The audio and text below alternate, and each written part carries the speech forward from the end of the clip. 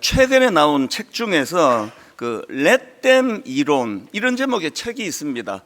그 화면으로 제가 영어로 얘기하면은 못 알아들으시기 때문에 화면으로 좀 띄워달라 그랬는데요. 그러니까 이제 Let them, 쉽게 말하면 이제 내버려 둬라, 이런 이론이에요. 이 Let them 이론이 뭐냐 하면은 그 타인의 시선과 감정에 휘둘리지 않고 그냥 내버려 두라, 뭐 그런 내용입니다. 이 통제할 수 없는 거 내버려 두고 자기 스스로에게 집중함으로 삶의 주도권을 되찾아야 된다, 뭐 이런 주장인데요. 그 책 속의 글을 좀 읽어드리겠습니다. 지금 직장에서, 인간관계에서, 그리고 일상에서 답답함이나 버거움 또는 좌절감을 느끼고 있다면 문제는 당신이 아니다. 그건 당신이 인생을 주체적으로 이끌 힘을 타인에게 넘겨주었기 때문이다. 즉, 남의 기대, 남의 말, 남의 감정, 남의 행동 같은 통제할 수 없는 일에 에너지와 시간을 낭비하느라 내가 마땅히 누려야 할 행복의 길로 가지 못하고 있는 것이다. 바로 그럴 때 let them, 즉 내버려 두기의 기술을 기억한다면 내 인생의 주도권을 다시 가져올 수 있다. 이 let them 이론이 뭘 강조하는지 아시겠죠? 중요하지도 않은 것에 신경을 쓰느라고 나를 소모시키는 이런 것에서 벗어나 진짜 중요한 것, 그래서 자기 자신에게 집중할 수 있는 그게 뭐냐, 그러니까 여기에 마음을 쏟아라, 뭐 그런 내용의 책입니다. 소제목 중에도 보니까 어쩔 수 없는 일에 인생을 낭비하고 있다면, 이런 소제목이 있더라고요. 그들의 감정은 내 몫이 아닙니다. 내버려 두세요. 그리고 당신이 할 일을 하세요. 그러니까 이런 그 문구를 제가 봤는데 굉장히 강렬한 외침이라고 저는 생각을 했습니다. 저는 이 책을 읽으면서 또 다른 한 축, 그 독일 작가 괴테가 한 말로 알려져 있는데요. 가장 중요한 것들이 가장 덜 중요한 것들에 의해 희생되어서는 안 된다. 가장 중요한 것이 가장 덜 중요한 것에 의해 희생되어서는 안 된다. 이거 역시도 내 인생에서 가장 소중한 것을 붙잡는 것이 중요하다. 그러고 보면은 이 괴테 말이 100% 제가 동의가 돼요. 진짜 중요한 것을 하나도 중요하지 않은 것과 엿바꿔 먹으라. 이게 세상이 우리에게 하는 유혹의 핵심이라고 생각하거든요. 제가 앞에서 언급했던 Let them 이론, 이 책에서 강조한 것도 그 타인의 시선이나 감정에 휘둘리지 말고 너 자신에게 집중해라. 이것이 어떤 우리의 어떤 외부적인 환경에 대한 집중력을 말한다면 우리 내부에서 정리가 돼야 된다는 거죠. 뭐가 중요하지 내 인생에? 내 인생에서 뭐가 덜 중요하지? 뭐 책들 보면은 죽기 전에 하는 후에 100가지, 죽기 전에 하는 후에 50가지, 죽기 전에 하는 후에 10가지, 이런 류의 책이 계속 나오거든요. 그래서 저는 그걸 볼 때마다 그 100가지나 10가지나 50가지가 중요한 게 아니라 누구나 죽기 전에 후회하는구나, 이게 메시지예요. 그 방심하면 안 되는 거죠. 죽기 전에 후회하는 게 인생이라고 한다면 지금부터라도 외부적으로 let them, 내버려둬라. 그 되지도 않을 것 같고 왜 마음을 쓰느냐. 우리 내면에서 내게 가장 소중한 우선순위, 나는 뭐가 중요한가? 죽기 전에 후회하게 된다 그러니까 이런 것들을 돌아보자는 거거든요. 그래서 우리가 항상 마음속에서 질문해야 돼. 여러분 삶에는 이런 정리가 잘 되어 있습니까? 여러분 삶에 뭐가 가장 중요하고 뭐가 소중한지 이게 정리가 안 돼 있으면 하나도 중요하지 않은 그것 때문에 가장 중요한 것을 빼앗겨 버린다는 거예요. 가정도 마찬가지입니다. 지금 뭐 우리나라만이 아닙니다. 전 세계적으로 가정이 지금 몸살을 앓고요. 어떤 학자들은 앞으로 곧 가정이라는 단어가 없어질 거다. 결혼 안 한다는 거죠. 동거하고 뭐 싫으면 또 헤어지고. 왜 이런 가정의 위기가 찾아왔나? 왜 이혼이 이렇게 급증하나? 이혼하지 않더라도 너무너무 행복하고 정말 죽지 못해서 결혼한 관계가 덤덤하게 살아가게 되는 이 끔찍한 이 악순환이 어디서부터 일어났나, 제가 그런 생각을 많이 하는데요. 이유는 간단해요. 결혼하면서 또 가정을 시작하면서 괴테가 했던 이 말이요, 가장 중요한 것들이 가장 덜 중요한 것들에 의해 희생되어서는 안 된다. 결혼하면서 이런 우선순위가 없다 보니까 부부간에 하나도 안 중요한 일에 에너지를 다 쏟는 거 아닙니까? 여러분 그 싸우시는 거 녹음해서 한번 들어보세요. 진짜로 한번 싸우다가 잠깐, 그리고 녹음하면 그때 다 풀려요. 서로가 녹음 한번 해보세요. 여러분이 그렇게 여기 핏대를 올리면서 주장하는 그게 틀렸다고는 생각 안 해요. 그게 그렇게 중요한 겁니까? 그게 그렇게 중요하냐고요. 가정의 우선순위가 뭔지를 안 세우고 결혼하니까 아무것도 아닌 일, 그게 지나놓고 생각하면 내가 왜 그렇게 열냈지, 그거 부끄러워지는 거가 많습니다. 이걸 계속 말씀 안에, 제가 목사가 된 것이 제게 참 유익한 게, 계속 이 말씀으로 제 자신을 돌아보니까 가정에도 영향을 미치더라고요. 우선순위가 세워져야 돼요. 그래서 내가 아내에게, 남편에게 이것은 진짜 소중해, 그 몇 가지만 붙들고 나머지는 다 let them, 내버려 두세요. 안 바뀌어요. 절대 안 바뀝니다. 내가 확신하는데 안 바뀌어요. 다 이게 임상 실험 다 해보고 간 이야기예요. 절대 바뀌지 않아요. 인간은 바뀌는 존재가 아니에요. let them, 허용해주고 인정해주고, 그러나 내가 진짜 소중히 여기는 이것만큼은 당신이 지켜주기를 바란다. 이런 것들이 늘 이 말씀을 통해서 우리가 깨우쳐야 되는 거거든요.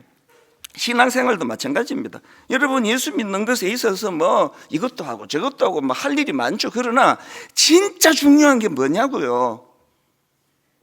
교회 뭐 이것도 하고 저것도 하고 뭐 선교도 하고 구제도 하고 뭐 전도도 하고 막 어마어마하게 많은데 진짜 중요한 게 뭐냐고요.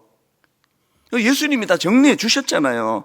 마가복음 12장 28절에서 모든 계명 중에 첫째가 무엇입니까? 이렇게 질문하니까 예수님께서 답을 주시기를, 그 다음 30절 31절입니다. 마가복음 12장 30절, 내 마음을 다하고 목숨을 다하고 뜻을 다하고 힘을 다하여 주 너의 하나님을 사랑하라 하신 것이요, 둘째는 이것이니 너의 이웃을 내 자신과 같이 사랑하라 하신 것이라. 이보다 더 큰 계명이 없느니라. 예수님이 명시해 주셨잖아요.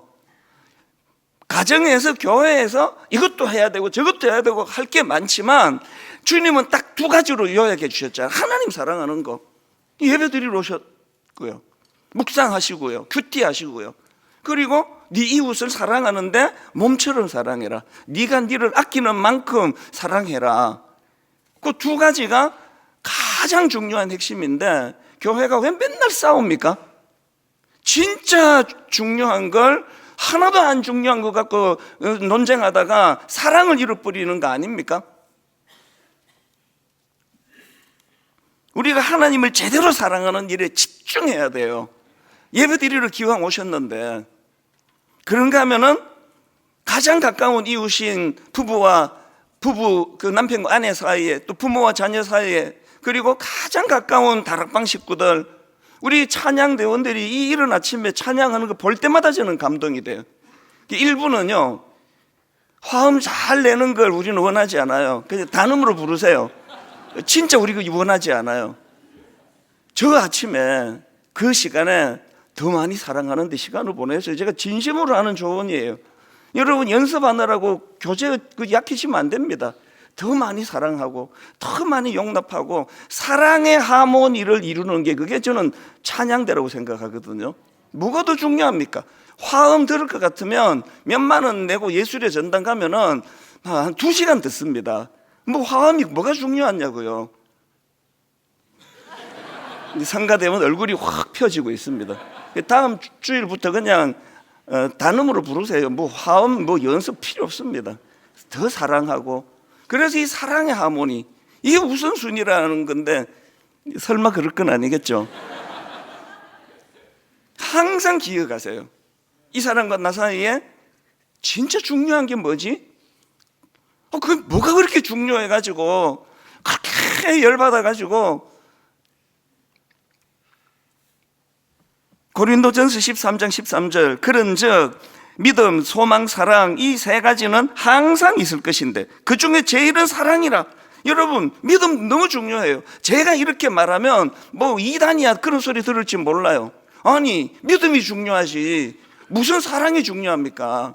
소망이 얼마나 중요한데. 믿음, 소망, 사랑 이 세 가지는 항상 있을 것인데 그 중에 제일은 사랑이라. 왜 이런 지침을 주시느냐? 여러분, 믿음이 중요한데요, 사랑이 없는 믿음은 껍데기예요, 형식이에요.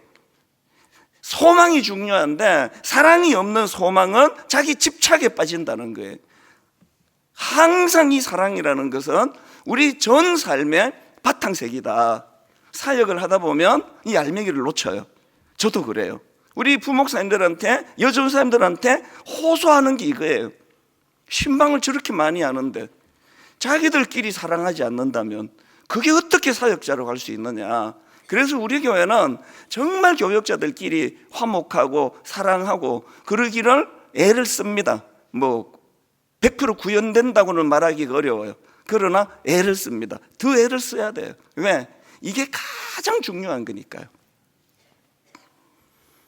하나님의 존재 자체가 사랑의 본질. 오실 때마다 저 벽을 보시라고요. 하나님은 사랑이시라.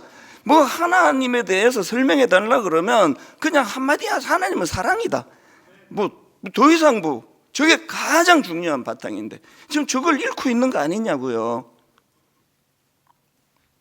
우리가 존재 자체가 사랑이신 그 하나님을 믿는 사람으로서 항상 이제 하나님 앞에서 덜 중요한 것과 더 중요한 것, 이 기준으로 저를 보면 교정해야 될 게 참 많은 걸 저는 정직하게 고백할 수밖에 없습니다. 제가 지난 특별 새벽 기도회 때 왜 아가스를 설교했는지 그때 말씀을 드렸잖아요. 지난 여름에 잠시 설교를 내려놓고 이제 2학기 목회 방향에 대해서 묵상하고 그리고 또 목회의 본질에 대하여 묵상하는 시간을 한 몇 주를 제가 가지면서 계속 하나님이 전도서, 아가스 계속 이걸 묵상하게 해주셨다고 제가 말씀을 드렸는데요. 전도서 1장 12절이 이렇게 말씀을 시작합니다. 전도자가 이르되 헛되고 헛되며 헛되고 헛되니 모든 것이 헛되도다. 전도서가 이렇게 말씀을 시작하고 그리고 말씀을 이렇게 맺습니다. 전도서 12장 8절 전도자가 이르되 헛되고 헛되도다 모든 것이 헛되도다. 이렇게 헛됨을 기억해라로 시작하고 헛됨을 인식해라로 마무리되는 게 전도서인데 여기 나오는 반복하는 헛되도다, 이게 헤벨이라 그랬잖아요. 헤벨이 뭐라 그랬죠? 이게 헤벨이에요. 지금은 따뜻해서 안 나오는데 나가면 이제 이게 나오잖아요. 입김, 수증기, 가습기 켜놓으면 이게 헤벨이에요. 가습기 볼 때마다 이게 내 인생이구나 이렇게 하시면 돼요. 이게 헤벨이에요. 시편 62편 9절 아 슬프도다 사람은 입김이며, 이게 성경이 보는 인간입니다. 이게 헤벨이에요.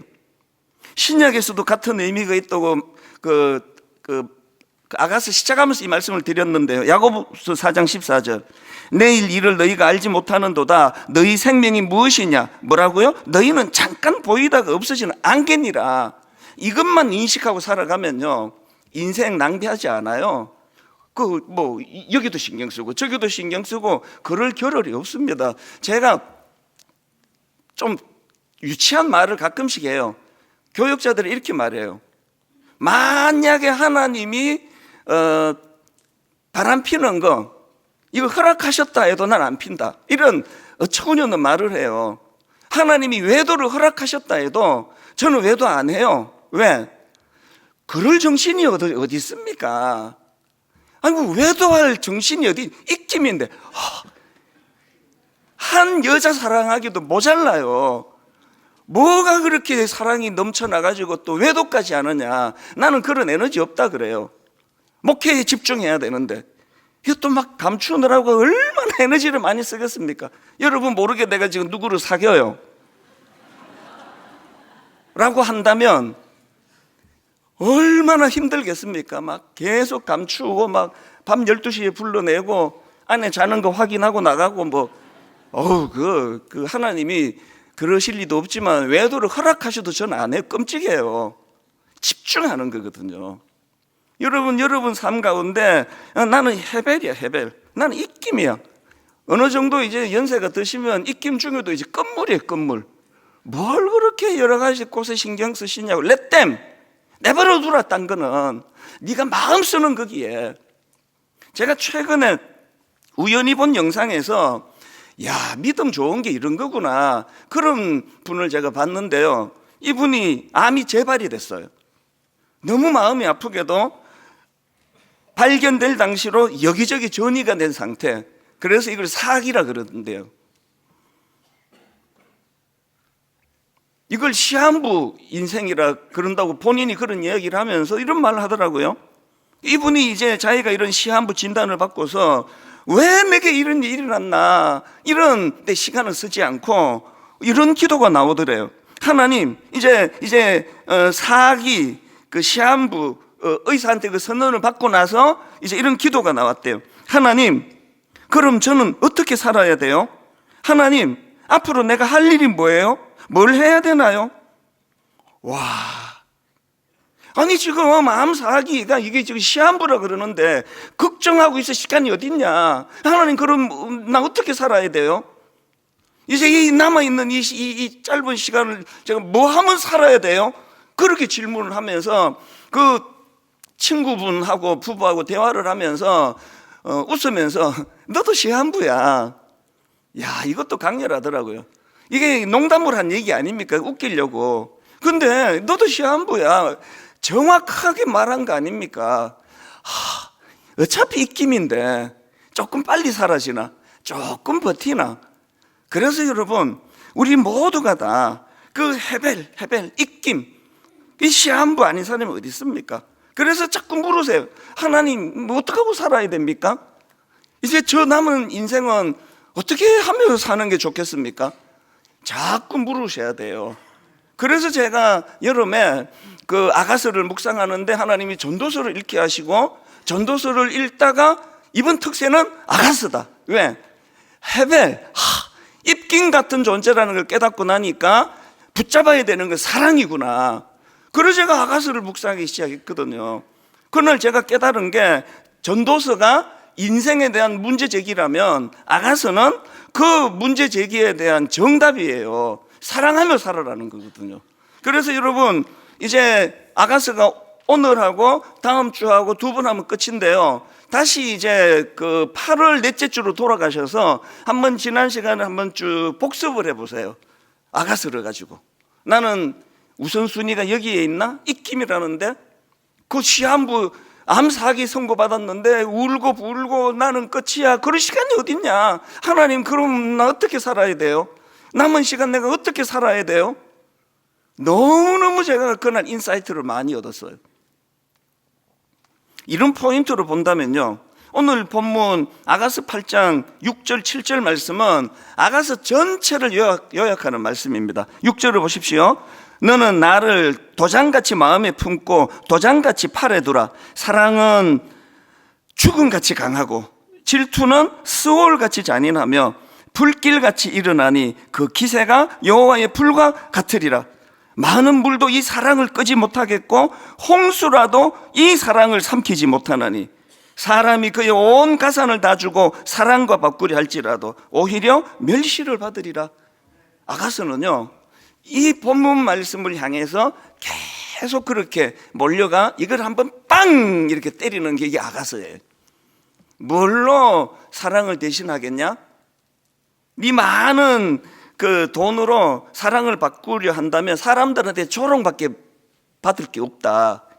이 말씀을 저는 계속 묵상을 하면서 여기 나와 있는 사랑은 죽음같이 강하다, 이 내용을 참 많이 묵상했는데요. 그래서 제가 오늘 본문을 가지고 우리가 남은 인생이 입김처럼 정말 얼마 남지 않은 인생에서 반드시 추구해야 될 사랑, 그 사랑에 대한 두 가지를 좀 나누고 싶습니다. 우리가 회복해야 될 사랑, 첫 번째로 십자가를 통과한 사랑이에요.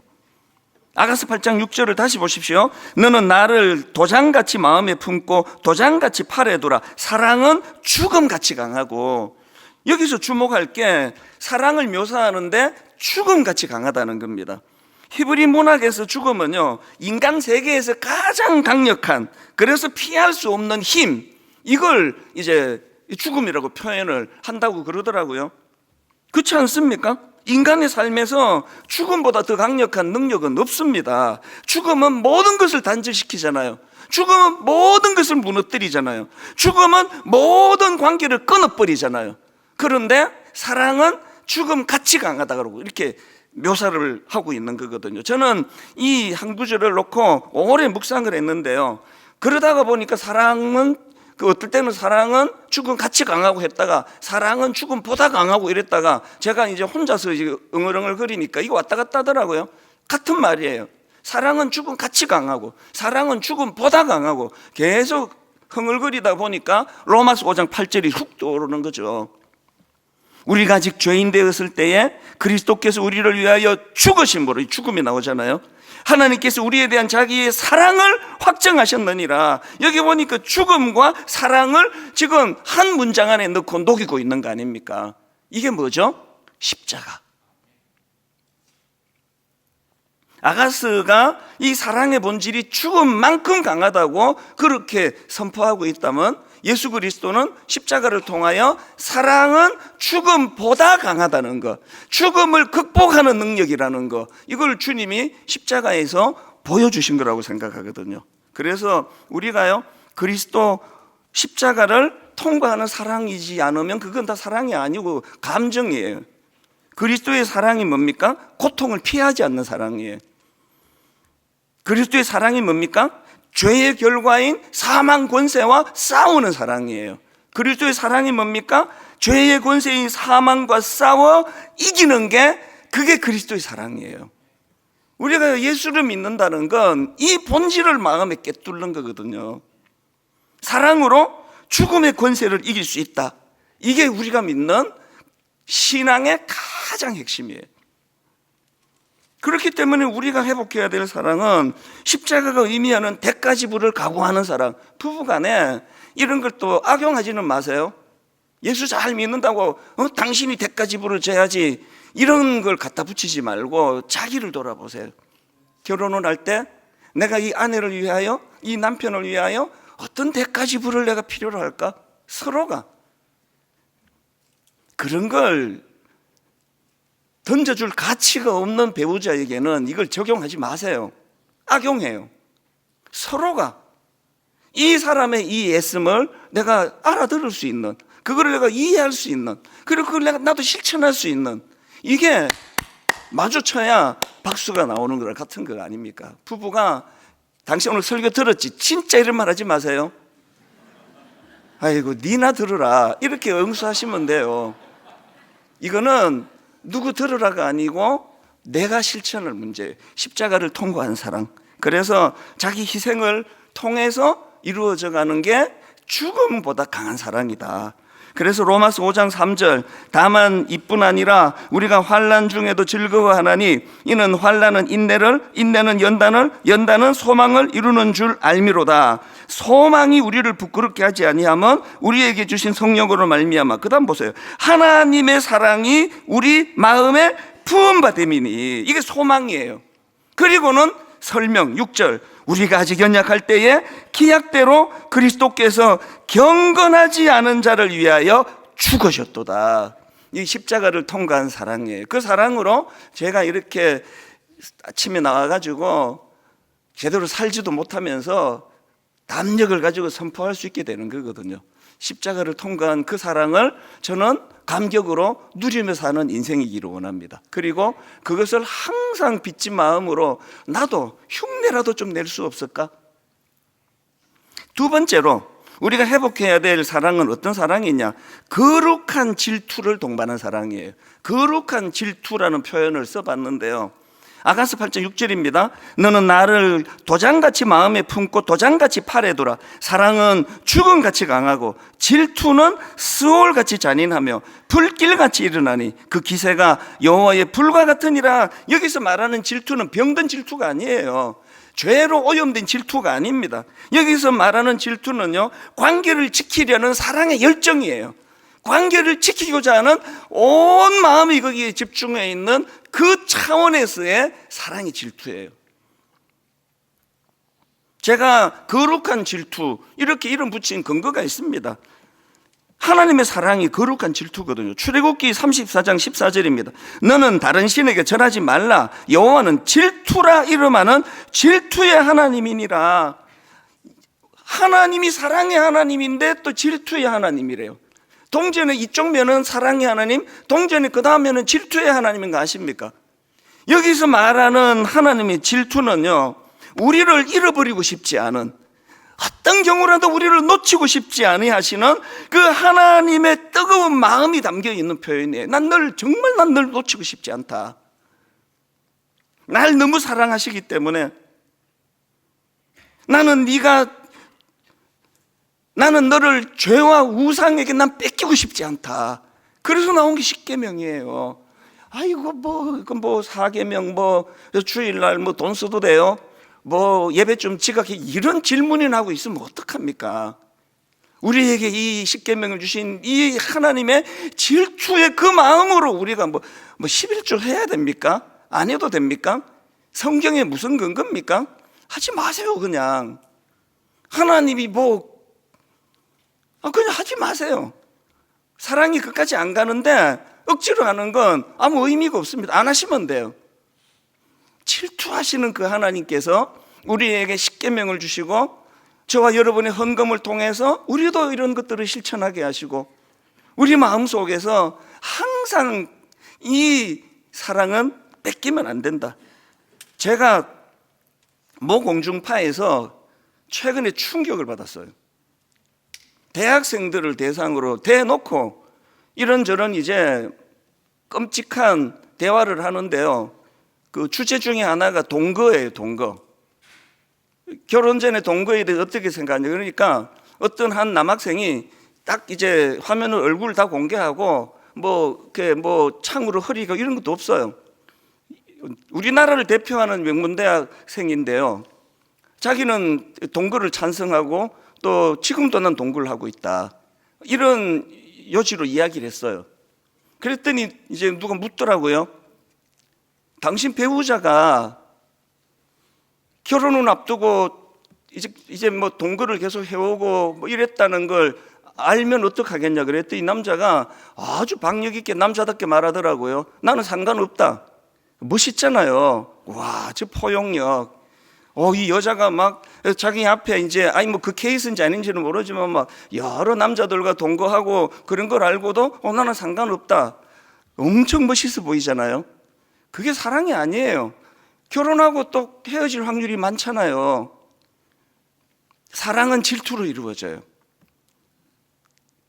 내 남자가, 내 여자가 나 말고 성적인 죄를 짓는 건 말할 필요도 없고 눈만 누구에게 돌려도 마음이 쓰이는 게 대놓고 말하지는 못해도 그게 사랑이에요. 왜? 놓치고 싶지 않은 마음. 나는 이 사랑을 놓치고 싶지 않은 마음. 그래서 사랑은요, 상대를 배려해 주는 거예요. 제가 스마트폰에 비밀번호를 안 갖고 다니거든요. 안 붙여요. 그리고는 항상 제가 마루에다 둬요. 제 안에 보라고. 뭘 내가 뒤졌고 뭘 했는지를 다 보라고. 그걸 봐. 그러는데 보면 다 봐요. 그걸 내가 근데 또 봐요. 검색할게 그러면서 다 봐요. 전 다 보라 그래요. 비밀번호 안 넣어요. 그게 불편한 게 많아요. 거기에 크레딧 카드 이런 거 하나도 못 넣어요. 저는 비밀번호를 안 하고 다니니까. 이게 배려예요. 나만을 사랑하기를 원하는 내 아내에 대하여 어떠한 근심거리도 제공해 주지 않는 거. 그게 배려예요. 여러분, 사랑은요, 거룩한 질투를 동반하는 겁니다. 제가 청년부를 좀 살려야 되겠다고 그렇게 이제 작년부터 마음을 먹고 이런 시행착오 저런 시행착오, 어제도 또 청년들 몇 명이 와가지고 참 예의 바르게, 그러나 이제 또 오해하고 있는 이런 것들을 1시간 3시에 약속하고 4시에 귀한 손님하고 약속을 해놨는데 그거 놓쳐버려. 이분하고 약속을 해서 1시간 반 이야기를 나누었어요. 그러면서 제가 왜, 저는 사실 내가 좀 이거 자랑인데요, 어디 외부 청년 연합 집회 제가 강사 1순위입니다. 그거 진짜예요. 강사 1순위입니다 제가. 근데 집중하기 위해서 죄송하다 그러고 저는 못 가요. 근데요, 우리 청년들 사부 예배만 설교하면 난 이해가 안 돼요. 버벅거리고요, 엉벙덤벙거리고요, 나 이해가 안 돼요. 근데 우리 애들한테 또 집에 가서 물어봐요. 왜 이럴까? 저는 우리 아이들이, 우리 교회 청년들이 하나님의 질투를 좀 알았으면 좋겠어요.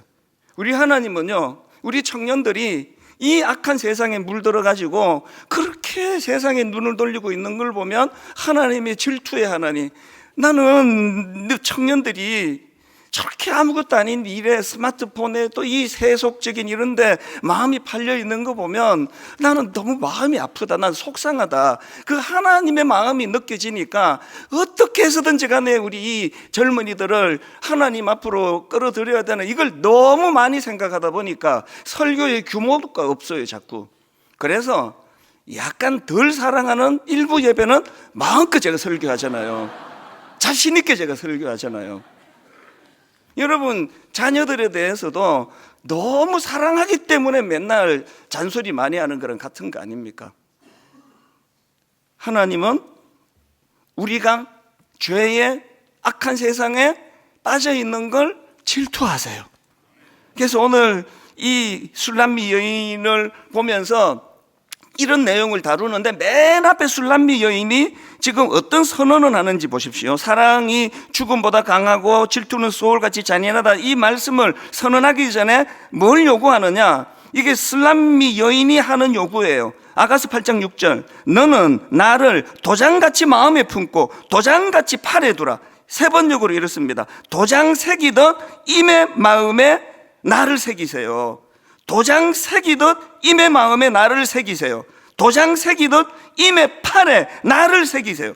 고대 사회에서 이 도장은요, 고대 사회의 도장은 소유권과 정체성을 증명하는 그런 중요한 도구라고 그렇게 제가 자료를 봤습니다. 그러니까 지금 술람미 여인이 당신은 나를 도장같이 마음에 품고 도장같이 팔에 두라는 이 말의 의미는 우리가 서로에게 온전히 소속되어서 결코 분리될 수가 없는 존재임을 당신이 증명해 달라는 그 요구라고 그렇게 설명을 하고 있더라고요.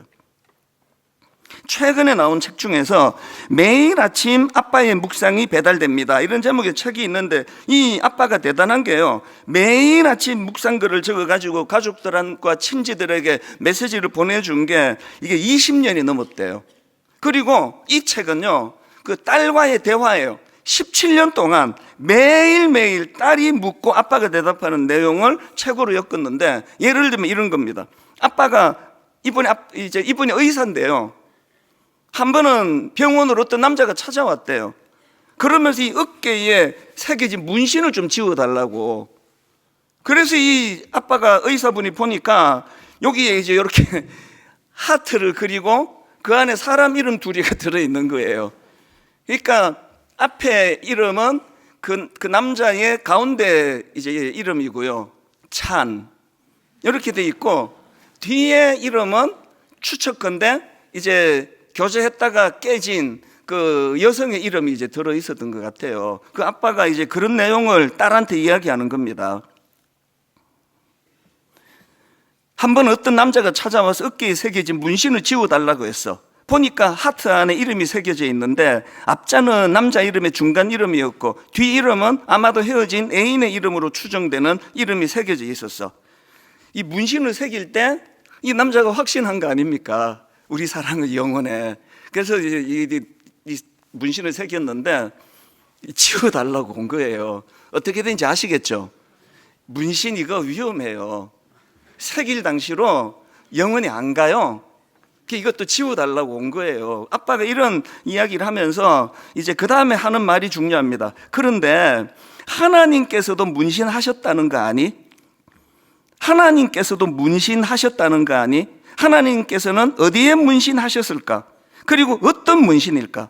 답은 이사야 49장 15절 16절 말씀이야. 그래서 제가 이걸 찾아봤어요. 세 번 읽어드릴게요. 어머니가 어찌 제 젖먹이를 잊겠으며 제 태에서 낳은 아들을 어찌 긍휼히 여기지 않겠느냐. 비록 어머니가 자식을 잊는다 하여도 나는 절대로 너를 잊지 않겠다. 보아라 예루살렘아, 하나님이 문신을 새기셨어요. 내가 너의 이름을 내 손바닥에 새겼고 너의 성벽을 널 지켜보고 있다. 야, 이 아빠가 저는 너무 존경스럽더라고요. 이걸 17년 동안 하루도 안 빼놓고 계속 자기가 묵상한 걸 자녀들에게 이걸 흘려보내줬다고 그러는 겁니다. 오늘 우리도 술람 여인처럼 기도해야 돼요. 주님, 저를 도장같이 마음에 품고 도장같이 팔에 새겨주세요. 하나님의 질투를 우리가 이해한다면 우리도 그렇게 반응해야 돼요.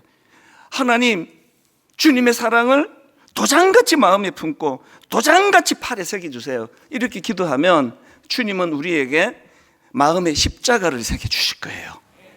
우리에게 십자가를 새겨주신다면 그 힘을 얻어서 결론을 저는 이렇게 맺기 원합니다. 로마서 8장 38절 39절 내가 확신하노니 사망이나 생명이나 천사들이나 권세자들이나 현재의 일이나 장래의 일이나 능력이나 높음이나 기쁨이나 다른 어떤 피조물이라도 우리를 우리 주 그리스도 예수 안에 있는 하나님의 사랑에서 끊을 수 없으리라.